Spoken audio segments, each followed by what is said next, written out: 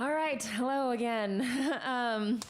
So I wanted to make a little bit of a connection between the conversation that we've been having all day today and what we're going into. And last night, if you weren't here, I talked about reimagining systems, and that if we want to change the world, we can't just think about changing individual hearts and minds. We have to think about systems, and not just about how to get in control of the system, but how to reimagine systems, right? Because systems are powerful and they have inertia, and that's what makes them effective. But if there's injustice or wickedness built into a system, then you can't just get rid of it by changing the people inside of the system. You really have to think on a much deeper level than that. And I want to say that, what we've discussed today, even just hearing so many different stories from different women, different life experiences, hearing all these voices, this is a step in reimagining the way that men and women interact across all systems and fields. And it's so important, and it's something that's very, very dear to my heart. Years ago, I started kind of getting obsessed with this question of like, what is a woman? What does womanhood even mean? There's so many things that people just say, but what is it really? And trying to figure that out. And I feel like this is something that we're excavating that definition and that meaning all over again. And it's especially significant right now when the whole, American society and much of Western society has been asking, like, does gender even matter? Do we even need it anymore?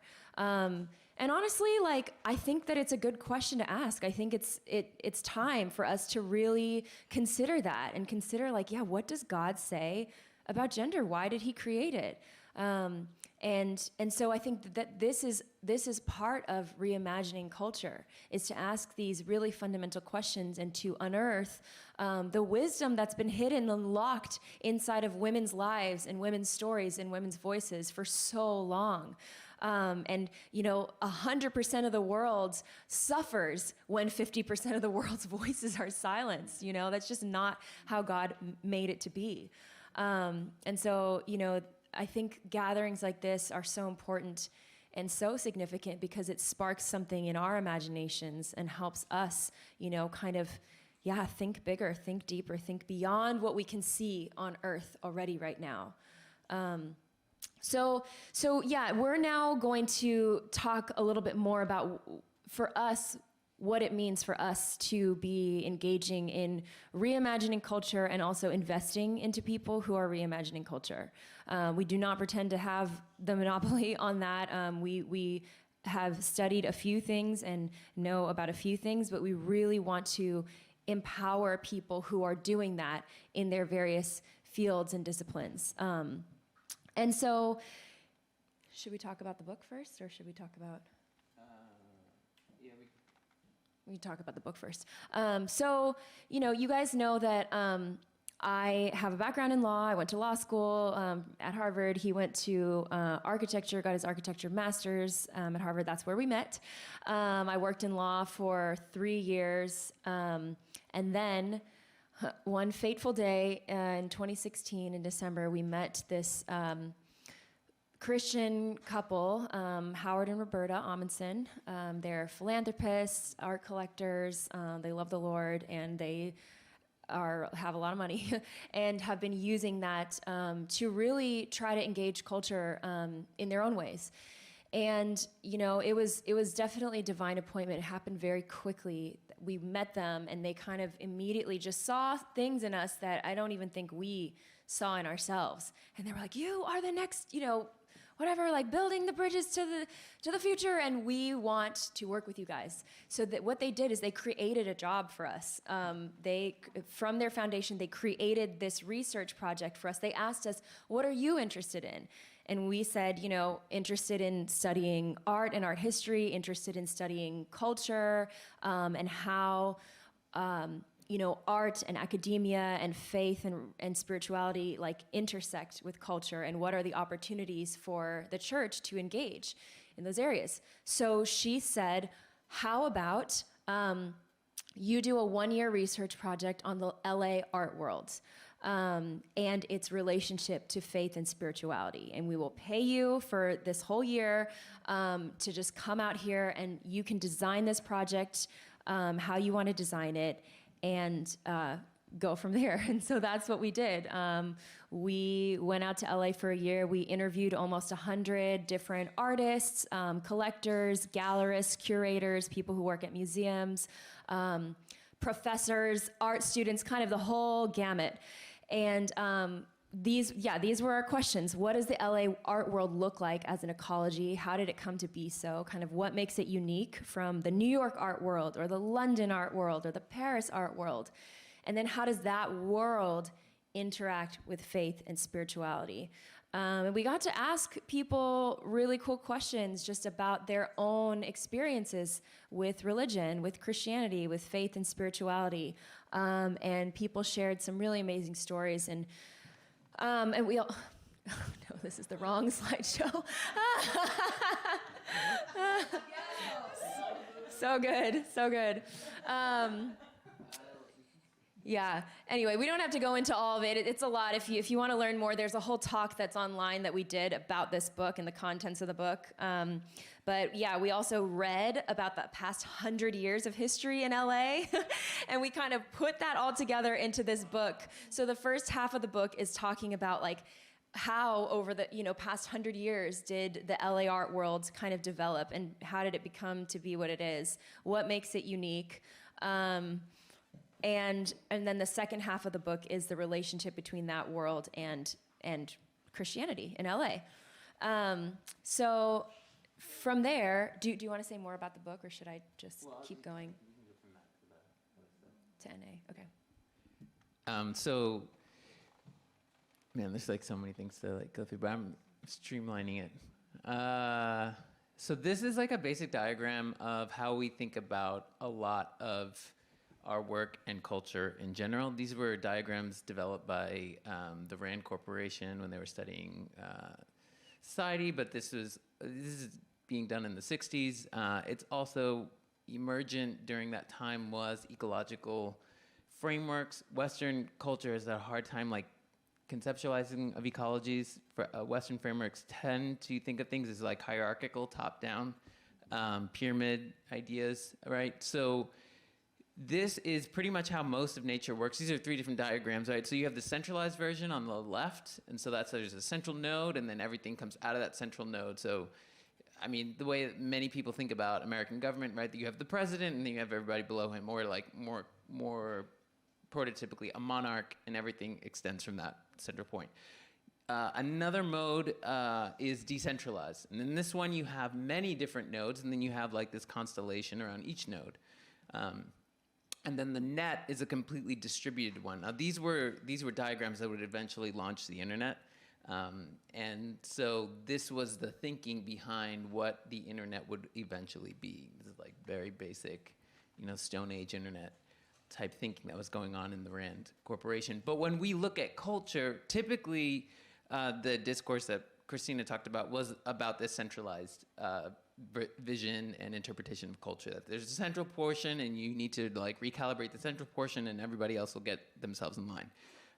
The way culture actually works is in a decentralized format. And many times within those decentralized format is a distributed format. So when you think about revitalizing culture, you can't actually, there's not one thing to do. There are many things to do, and that's why it requires an entire ecology. It doesn't require people rising to the top so much as it requires people being faithful in and reimagining their particular segment, because that's far, far, far more, historically we know that's far more influential than any other model, because it also matches back onto natural ecologies. You may have heard of the Yellowstone situation with the wolves. They removed the wolves from Yellowstone because hunters didn't like them. It affected the ecology so much to the extent that the literal landscape changed. Like the way that the rivers moved through Yellowstone changed when it's called rewilding, and ecologists are now incorporating this mechanism instead of removing what you don't like, you need to leave it alone and like let it do its thing. Otherwise, you'll severely mess with it. Ecological thinking figures very largely in how we engage with culture. So when we were looking at LA, we began developing these maps. So we looked at historical notions of California. California was originally conceptualized as an island, and we said, what does that mean that this, from the very beginning of Western interaction with California, this region in geography, that people were representing it as an island. These are from 1674. And so these maps, this is how California kept getting defined. And so we said, there's something about this that's in the very DNA of the place as it is now. It's kind of, so when people talk about dreaming and things like that, they think about California, and there's a reason for that. And so we began to create these conceptual maps of thinking about California as an archipelago. And this is it divided up in different ways historically, based on ethnicity and race, and based on highways. And so we began to play with these tools as different ways of thinking about the art world. These are 6 or 7 different like cultural institutions on the same block, and they're radically different looking. And so when we're looking at culture, we need to our approach is that we need to understand how it's operating as an ecology. And so out of this project, we started this company, a consulting company. Sorry, what am I doing here? CGH. Sorry. So the whole concept behind NA is early on when they were turning in computerized scripts, they would get feedback about like when you're filling out a form, right? If you didn't hit the right, choices, they would fill out NA in a census form, right? Not applicable. Are you 10? Are you 4? Are you 5? Like if you're 35, it's not applicable, right? These kinds of conditions are the conditions we're most interested in, because the ones that we inhabit, the world that we inhabit, it's usually you're not able to fit it in a container. And that's kind of like what we're talking about being a woman or being a man. These definitions are always evolving. And when we go into like fitting people in boxes or culture in a box, we wind up misrepresenting it and misunderstanding it. So in order to truly understand it, we need to like move beyond data and gathering data, and we need to like interrogate it as a living being, as an ecologist would study a geography or a landscape. So that's kind of also the graphic and the idea behind this. So from that, we developed estuaries, which Christina talked about. Well, I think maybe just to we're trying to like get through a lot really fast, but out of this project, studying culture and kind of consulting, these art collectors and philanthropists about how to engage in the LA world from a faith perspective.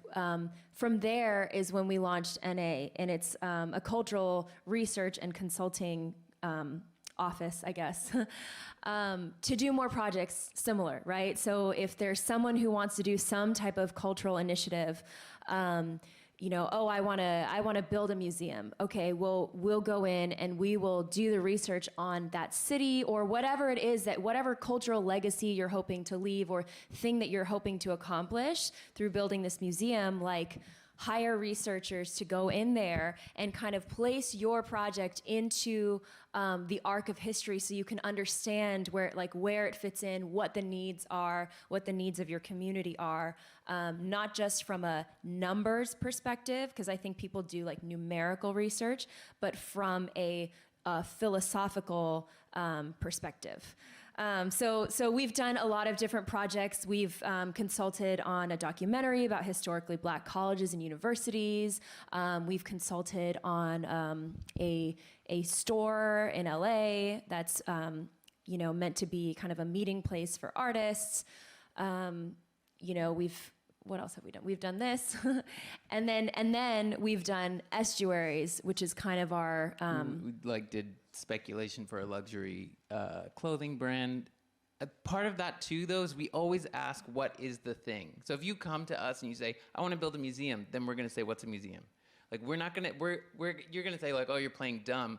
But for us, you actually have to ask questions about why you want to do what you do, because many of our assumptions that like we just need a coffee shop, and like I can't tell you how many libraries like just bring up coffee shops, right? And they think this will bring people in our library, and it's not it's okay. Some of them are cool, some of them are horrible, but they're not fundamentally asking the right questions. And so instead of just saying a coffee shop gets lots of people, plus a library where we need people, that will equal more people in our library. Those types of equations are throughout culture, and it reflects a failure to understand the complexity of culture. And so the humanities, right, we live in a very tech-driven society, and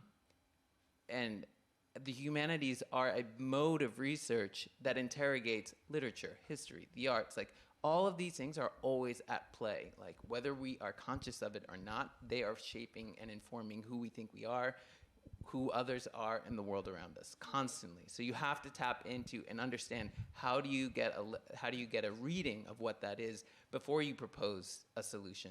And so, for example, many developers will come into a city like New York and say, like, you know what, and they'll create laws, and they'll say, if you're going to build this high rise, you have to build so much public space or park space. You know, like, we just built this great park for you guys, like, you'll love it, but they have no comprehension of the demographic makeup, the needs, the history, the cultural pockets that exist there. So maybe something very, very different, maybe a deli on the corner would have been far more valuable to that community than a park. You know, so you have to do all of this kind of structuring. So I think that's basically what we do and how we think about it. The book is a good representation of that. We interrogated and designed ways of talking to people, bringing people together to talk about the arts and their experiences of faith in it. And many of our people were famous, not famous, and they were saying, like, I've never had the opportunity to talk about spirituality before. And so these kinds of conversations tapped into like 3-hour conversations about, you know, Ed Ruscha's exploration of his own Catholicism and his brothers and what that meant. These are artists that are in like your average museum and sell for millions of dollars. They've never thought about this in 30 years, you know? And so it was deeply meaningful to them because we weren't saying, well, why don't you like Christians? And actually one professor was like, I can't stand Christians because they come in here and think that they have, like, I told this kid his cross that he brought to class was not a good piece of art, and it just was bad craftsmanship. I didn't care if it was a cross or it could have been a pentagram. I don't care. But he was bad. And then he told, you know, told the administration that he was being discriminated against because he was a Christian. He was like, I didn't care.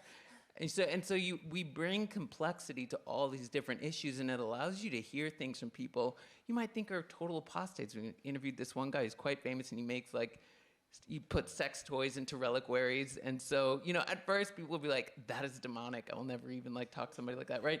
We talked to him, and he's like, has this long history in Lutheranism, and he's like genuinely struggling with how to examine holiness and spirituality. And like, yeah, it might be a way I don't agree with it, but the conversation becomes very, very productive in that now I can dialogue with someone as opposed to objectifying them and turning them into the enemy.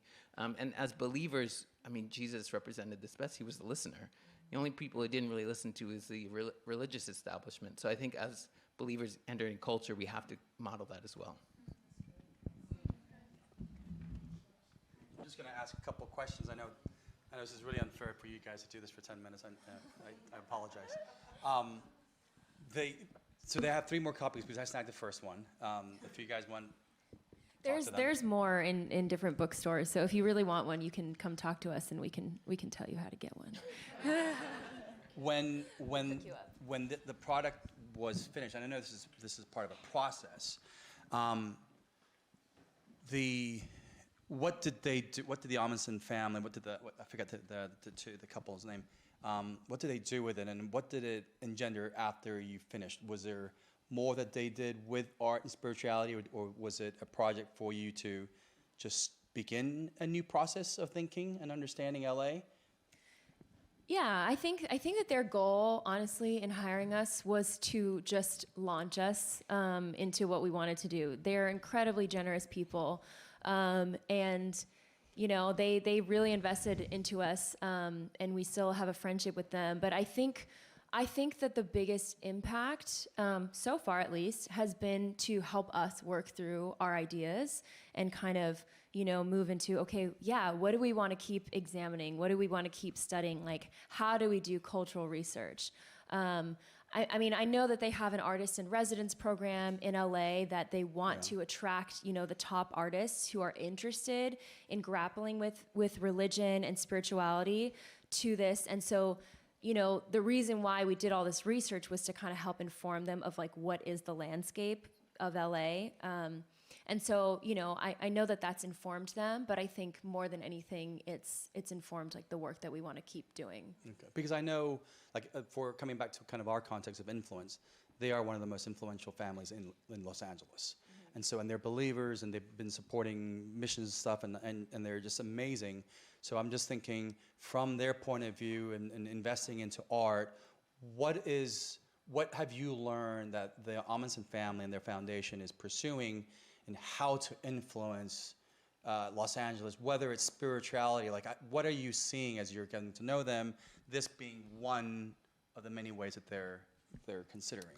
I think we can say like what we were suggesting was very out of the box for them and many other, like we're familiar with a lot of different people who are very Christians, very influential in culture. And I think it is very hard to take that step and move towards a way of thinking about culture where it's not confrontational.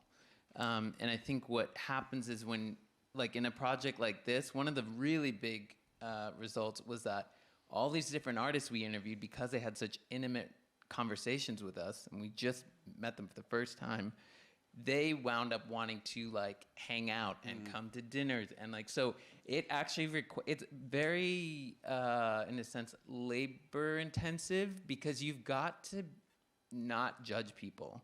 I mean, which is very biblical. Like, you can judge, you can be discerning. I'm a philosopher. Like, I understand that process, but you can't judge the people, and you have to let them tell and work through their stories. And it actually produced an incredibly vibrant community, from people who were gallery owners in the 60s to practicing artists who never wanted to talk to Christians, and they were like, if I'd heard you were Christians before I met you, I would not have wanted to, and some people did not want to talk to us. But then afterwards, they were like, wow, I've never, ever met Christians like you before in my life. And so that was the thing. I think a lot of people assume what is being thought, and they develop strategies preemptively to undermine the opposition. And it like totally denies them the opportunity to like break bread and sit at the literal table. And I think that's what sorry, go ahead, Christina. Oh, I was just going to say, and what I think that the Ahmansons do so well is that they are gatherers. They gather. So we've met so many amazing people through them. And they're always hosting dinners. They're always bringing, different thinkers and artists together. And also, they invest financially in people. They, if there's an artist that they believe in, like they will buy their work. They will, do shows for them. And they have, they have good taste in people. They can kind of see the people that are really thinking deeply about culture or art or academia or what have you, and they like do all they can to help advance those people's careers and connect those people with each other. And whether they're Christians or not, oftentimes, like it doesn't, like if you're a good person, they are going to bring you into their community. And I think that's what I'm like the big takeaway. And I think again, bringing it back to influence, we want to be influencers, and the church has very difficulty doing that, because our brand and our messaging is difficult to swallow if you're not a believer. And what I love about this and what the stories you've told is that the judging prohibits a lot of conversations, right? It prevents a lot of conversations. But when you've taken that out and you really want to go beyond what you see as an art piece and get to know them, those walls like dissolve. And I think that's the beauty of influence is to not to judge, and this conversation, it is labor intensive, because it's a relationship, right? They're humans. And I think that's a huge takeaway, because this is, in a way, this was a tool to just get to know them. Yeah. Right? Would you kind of say that was ultimately kind of what you found out at the end of the day? Wasn't this per se, but those that you got to meet? Yeah, I mean, at the end, we had a public exhibition, and there were almost 300 people that came, and they were all the interviewees, and they brought their friends, and so it was a testament that it was a platform for relationship, and many other relationships like grew out of that. There are artistic collaborations among people who were part of our interviewee group that met each other through the project. So that's like another idea, that when we're engaging culture, we're not studying it like scientists studying a rat. We're there and we're with them, and we are building, and they have access to our hearts and I think that's what the Ahmansons do so well. They are always literally bring people together around them at tables, eating with them, and it's like this snowball effect. Yeah, yeah. Well, maybe just a couple questions from you guys. I think we wanted to end it with, you know, how do we do this? How do we take what we've learned yesterday, today? Where do we go with this in your community? You know, inspired by this project, how do we have these conversations in the industries that we're a part of without having to always say we're Christians? Not that you guys all do this, but I think there's a challenge and to do more, to relate more, right?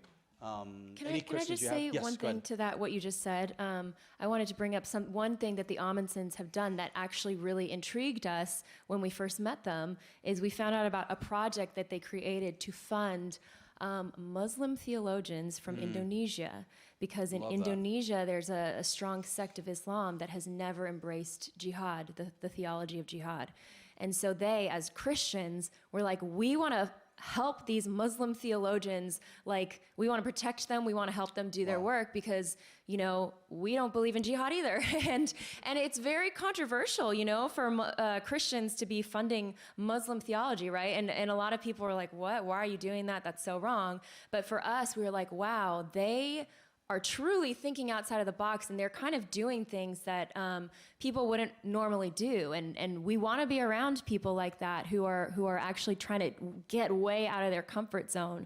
And I think that to your question, you know, so much of it is just about being humble and just about coming in as a learner. When we were doing this research project, we were coming in as learners. We were like, just tell us about your experience with Christianity. Therefore, people opened up to us and just shared all kinds of things. Several people were like, I've never told anyone this before, but blah, blah, blah, blah, blah. And, you know, it's because we were just coming in asking questions, and there's so much power in that. And I think even, John, is that your name, John? Yeah. What you were saying earlier about, you know, being like, oh, I was learning so much about how there is sexism and misogyny, you know, in the corporate world, and how I myself have, you know, learned these things, and I've, you know, needed to apologize for that. There's so much power in that, right? When we think about like, how can men better support women? Like, part of it is just like being humble and just asking, hey, what has your experience been? What has your story been? Because we can perceive things a certain way, right? Like, I, as, you know, an Asian American woman, can look at, you know, my friend from, you know, the Black community and be like, oh, I think your life is probably like this. Then I hear their story and I'm like, whoa, I was totally wrong. And so going in there, asking questions, you know, asking about, well, what has your experience been as a woman? Like, have you ever faced sexism? What does that feel like? You know, or like, have I ever, you know, done something that, you know, felt like it was silencing your voice or whatever? Like, there's so much humility in that, but it's the key to unlocking wisdom that then helps us build, you know, those relationships and imagine a different future.